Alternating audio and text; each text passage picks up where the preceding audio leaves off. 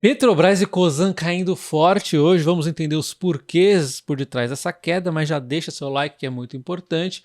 Vamos começar vendo então aqui a Cosan. A Vale está avançando para fechar a compra de um projeto da Cosan pelo valor de 1 bilhão. Essa aquisição vai ampliar aqui a capacidade operacional da Vale no Maranhão.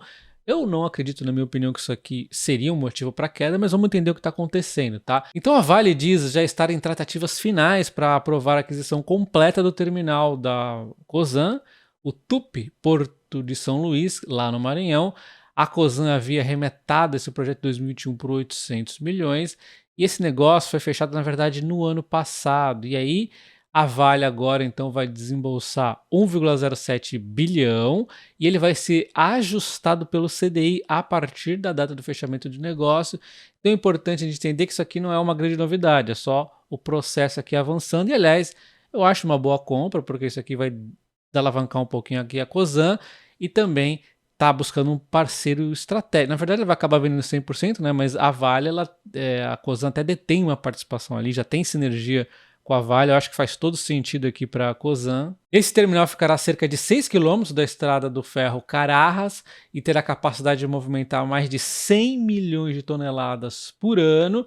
E o objetivo da Vale aqui é garantir uma demanda futura, né? Garantia de capacidade portuária para o sistema norte para o aumento de volume futuro, com a criação de um sistema de escoamento do minério de ferro no sistema norte, possibilitando então uma melhor gestão de risco, né?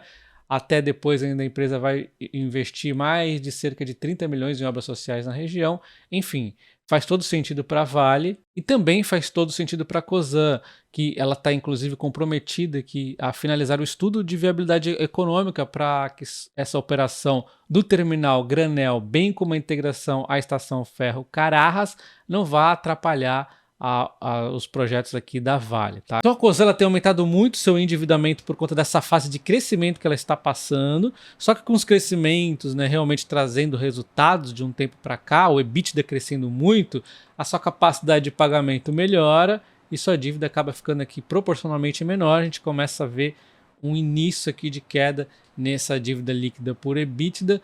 Quando a gente observa a dívida líquida pela alavancagem pro forma, podemos ver que está em 1,7x, né? Então é uma dívida que não está, vamos dizer, não está fora do controle. A empresa tem caixa, mas a dívida bruta, olha só, é grande. Tem a parte da Cosan 8, que é a Vale, 8,3 bilhões ainda faltam, e 17,8 aqui no corporativo. A gente vai ter o resultado da Cosan na sexta-feira, aí nós vamos ver como é que estão os números aqui atualizados da Cosan. O fato é que a Cosan hoje cai 4%, uma queda forte para apenas um dia. Se você pegar o último um ano, a empresa ainda está em alta de 18,5%, mas se você pegar aqui os últimos 6 meses, a gente percebe que ela não está saindo do lugar, é muito zigue-zague, cai, sobe, né? E cai, sobe, lateraliza e agora cai. Então uma empresa que está sofrendo com volatilidade, é normal na Bolsa de Valores a gente ver esse tipo de comportamento, a empresa fica lateralizando e de repente dá uma disparada. Não sabemos exatamente quando vai ter essa disparada, mas isso é muito normal. A gente viu vários casos aqui no canal, tá? Enalta, Transmissão Paulista, Sanepar, né? Vários e vários cases. Então, embora a Cosan seja uma hold, que ela já tem as suas questões próprias e também tem uma participação relevante na Vale, na Compass, na Rumo, tem a parte de agro, tem a Move, tem a própria Raízen. O mercado ainda acaba olhando demais a Raízen quando a gente fala aqui da Cosan, embora a proporção ao qual ele olha a Raízen é até meio estranho, porque as outras empresas têm bastante importância no portfólio. E olha só, hoje a Raízen está caindo 2,5%. Se você pegar aqui nos últimos um ano, a Raízen está subindo mais de 20%. Pega nos últimos 6 meses, caindo 4,5%. Então é muito parecido, olha só, uma volatilidade nos últimos 6 meses muito grande. E a mesma coisa da Cosan, até alguma hora aí deve dar uma subida. E quando falamos de Raízen, nós estamos falando majoritariamente de distribuição de combustíveis e também de etanol e açúcar. E aí na parte de etanol tem desdobramentos, como etanol de segunda geração, a própria geração de energia, tem a transição energética, que é muito importante, né? E temos outros também detalhes aqui na Raízen, como a Oxy, etc, etc. O que acontece é que normalmente o que acaba trazendo um ruído aqui na empresa, na distribuição, é mais ali quando acontecem os resultados, né? Que a gente sabe algum não recorrente, alguma coisa, porque é um resultado que às vezes oscila, tá? E o que o mercado está acompanhando o tempo todo, principalmente a questão do etanol, é onde estão os maiores ruídos. Aí tem uma correlação com o petróleo, que a gente já vai falar quando falar da Petrobras, né? Então tem toda essa volatilidade aqui que acaba atrapalhando. Mas, e temos também do açúcar, né, na verdade, mas o açúcar está super bem, então nem tem tanto ruído aqui. Mas o que acontece neste momento aqui na Raiz que eu gostaria de comentar é algo aqui, vamos dizer, mais importante do que esses movimentos de curto prazo que acontecem na empresa. Olha só o que o CEO da Raizen disse na semana passada, inclusive isso aqui coincidiu com queda nas ações que vem acontecendo depois desse discurso, tá? Captação de recurso é o gargalo na transição energética do Brasil, diz o presidente da Raizen. Segundo o Ricardo Mussa, o investidor estrangeiro ele quer energia renovável do país, mas ele teme o vai e vem da legislação local. É o que eu digo para vocês, o Brasil tem essa mania de governo sempre estar querendo se meter nas empresas, sempre estar querendo mudar as regras. Meu, deixa o negócio fluir. E aí é isso que acontece. Isso aqui é fato. Ele atrapalha o crescimento do próprio Brasil. É o governo contra o crescimento do Brasil. E não sou eu que estou dizendo. Ricardo Mussa, CEO da Raizen. E ele fala que o que poderia acelerar aqui a empresa é a captação de recursos para crescer mais rápido. E quando ele fala com o investidor internacional, ele gasta mais tempo explicando o que é o Brasil do que a minha tese do negócio. Ninguém tem dúvida sobre o potencial dos negócios, mas tem muitas dúvidas sobre o Brasil. Cara, ele matou a pau isso aqui, é o que eu digo sempre. É possível que ninguém enxergue isso, né? Segundo o CEO da Raizen, permanece-se então o temor sobre a instabilidade regulatória na esfera pública do Brasil e também na esfera jurídica nacional. Isso aqui, cara, eu não preciso nem dizer o quão triste é ler uma coisa dessa. Eu sei que é verdade, mas é triste quando a gente se depara com um CEO de uma empresa grande, promissora no Brasil, dando esse tipo de comentário. E é verdade, alguém aqui tem coragem de escrever aí sem estar mentindo que isso aqui é mentira? Não é mentira, é verdade. Há dúvida sobre se vai ter respeito com o contrato, se as políticas públicas, como a política de preço da Petrobras, vão mudar, se vai ter segurança jurídica para o investimento de longo prazo. A percepção de instabilidade do investidor estrangeiro é grande, mas eles têm recursos e a gente precisa deles. Nós não temos os recursos. Enfim, eu sei que a maioria aqui do canal tem a mesma visão que eu, uma visão libertária, uma visão que deixar as empresas crescerem sem ficar criando barreiras é o melhor caminho para o Brasil, né? Toda vez que a gente vê alguma empresa comentando alguma coisa, é nessa linha aqui. A gente vê a Gerdau, mas a Gerdau não sei o que. Aí vê a Raizen, que a Raizen não sei o que. Aí vê outra empresa, que a outra empresa não sei o que lá. É sempre alguém querendo falar que os empresários estão errados, que os empresários são vilões. Tem que o Brasil tirar essa ideia da cabeça, senão a gente nunca seremos primeiro mundo, enquanto tivermos esse tipo de narrativa, esse tipo de pensamento defasado.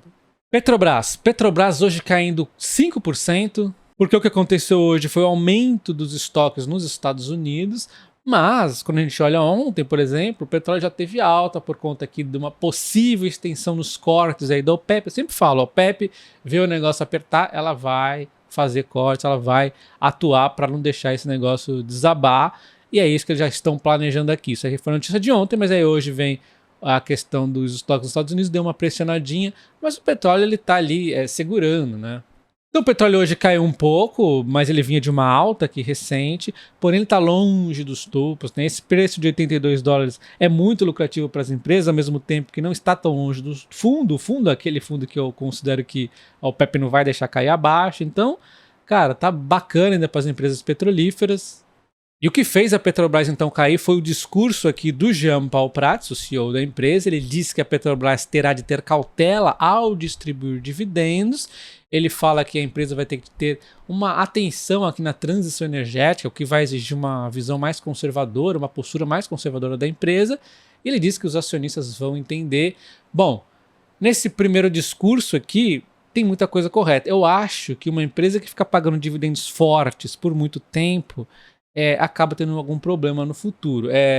Não tem problema pagar um ou outro ano de dividendos fortes, como a Petrobras fez, era justo, né? Depois de tantos anos ali na desgraça, os dividendos fortes que ela veio pagando, depois de toda a transformação que ela passou, foi justo, ela não deixou de investir, mas chega um momento aqui que ela já arrumou a casinha, já fez ali a arrumação básica da empresa, chega a hora dela focar um pouco mais nos investimentos. Eu acho pertinente, tá? Até porque ele está falando mais dos dividendos aqui, extraordinários. Então, neste primeiro momento, eu não vejo problema. A questão é, quais tipos de investimentos a Petrobras irá estar fazendo. É isso sempre que eu questiono, né? Vocês veem que eu não me importo que uma empresa está investindo uma fase de investimentos. Não, eu não investiria na Cosan jamais, né? Porém, que tipo de investimento essa empresa vai fazer? Eu já vi investimentos muito tenebrosos na Petrobras no passado. É só um alerta aqui, né? Não estou falando nada. Por enquanto, ok, o discurso, vamos ver um pouquinho mais do que ele falou. Então, Jean Paul Prats destaca a importância das fontes renováveis na receita da empresa nos próximos anos e, numa visão um pouco mais otimista, ele acredita que nos próximos 10 anos, cerca de metade da receita da Petrobras virá de fontes eólica, solar e combustíveis renováveis. Então, a empresa pode ir ao mercado, fazer aquisições e acelerar essa mudança ainda em 2024, já iniciando então essas compras que podem vir a ser pesadas, e aí eu já acho que tem um exagero. Metade da receita vinda de fontes renováveis em 10 anos. Não sei, vamos ver realmente o que vai acontecer aí nos próximos passos da Petrobras, tá? Eu acho que é muito acelerado isso. Porém, na sequência, ele está falando mais da questão dos dividendos extraordinários, e aqui é onde ele vai ter a cautela, então talvez aquele dividendo extraordinário fique realmente menorzinho, né? Ele vai ser mais conservador do que agressivo e está no meio de uma grande decisão de tomar a empresa do petróleo no meio dessa transição energética, e aí é que eu fico com o meu ponto de atenção. Como é que vai ser tomado isso, né? A Petrobras, então, está super de olho aqui nas eólicas offshore, que são super bacanas aqui para o futuro, tá? E sobre a eólica offshore, não é tão simples como muitos de vocês falam, tá? Vocês resumem de forma muito incorreta. Primeiro ponto, sim, eólicas offshore é mais caro, uma tecnologia mais complexa, a manutenção é difícil pra caramba, tem poucos fornecedores, então também não vai ser difícil você conseguir enxugar os custos neste primeiro momento, e é difícil sim. Exatamente por ser mais difícil, ser mais complexo, isso aqui tem mais margem para melhorar no futuro, tem menos concorrência, porque quem é o maluco que vai querer ficar dando altos lances aqui para uma concessão em eólica offshore? Então, obviamente, a concorrência é menor, acaba compensando aqui toda essa dificuldade que a Petrobras vai ter no campo eólico offshore. Do outro lado, quem que acaba pagando então por essa tecnologia? É o próprio Brasil, vamos assim dizer, né? Porque o governo vai estar cobrando menos aqui por um negócio que ele poderia cobrar mais em uma eólica na terra, por exemplo. Então, é basicamente isso. Se a Petrobras ela for aqui como uma empresa normal, vai lá, pega o projetinho, um ou outro, tal, tranquilidade, dentro da realidade.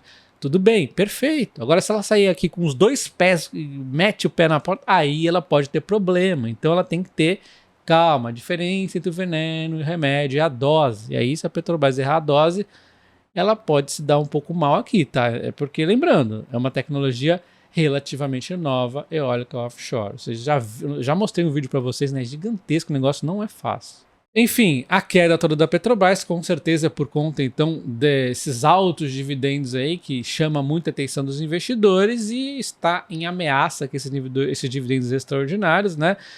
E no plano estratégico da empresa, ela já havia passado uns guidance ali pra gente, talvez ele fique então nos limites inferiores de dividendo, né? Não sei, só o tempo nos dirá. Eu não consigo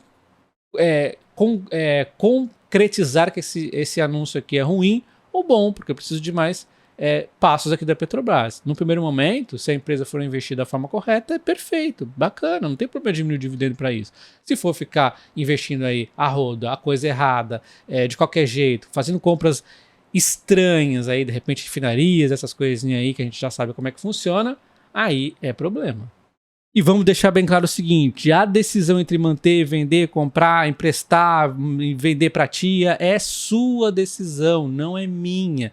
Uma margem pequena dos inscritos no canal, uma pequenininha margem, parece ser bebezão que quer que eu fale o que tem que fazer.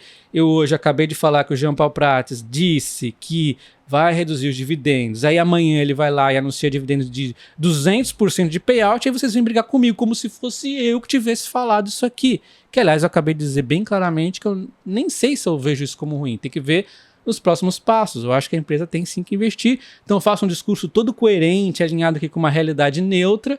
E aí vem vocês me cobrar o que o político tá falando. Porra, não sou eu que tô falando, cacete. Presta atenção, quem falou essa desgraça aqui, que na minha opinião nem é desgraça, mas se pra você é desgraça, foi o Jean Paul Prats. Se amanhã ele pagar 200%, 300%, 500% de payout, problema é seu se você vendeu. Não fui eu que te mandei vender.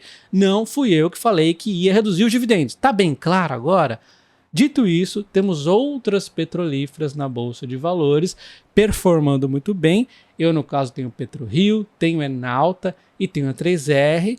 Infelizmente, a Enalta resolveu explodir aqui em cotações, mas tenho ainda a PetroRio, que também teve bom desempenho recentemente, e a 3R é aquela que está mais travadinha, que exatamente por conta disso é que tem mais ruídos ali, também pode vir a subir. São ótimas empresas, assim como a PetroRecôncavo, então você não tem apenas uma empresa na bolsa, mas o mais importante de tudo é que a decisão é sua, deixa de ser bebezão. Um abraço, até o próximo vídeo, valeu!